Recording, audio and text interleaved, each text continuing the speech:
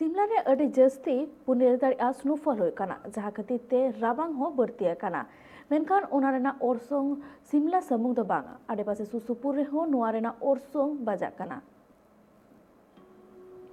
हिमाचल प्रदेश पनत सिमला हनत रिया ठाव करे अड़ी जस्ती बरफ ᱧᱩᱨᱩᱜ कना।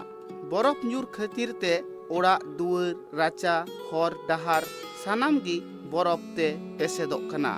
ओड़ा रिया सड़ीम कोहों बरफ तेगी दालोग आकाद लेका ᱧᱮᱞᱚᱜ कना।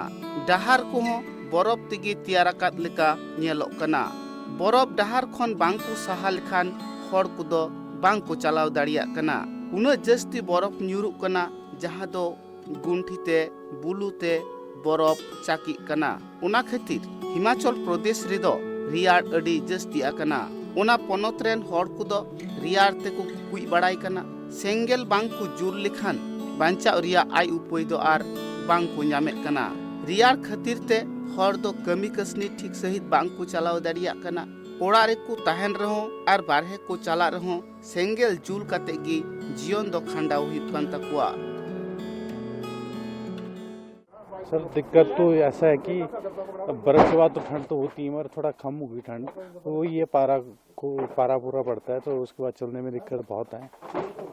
सर बस यही आग जला के गुजारा कर रहे हैं।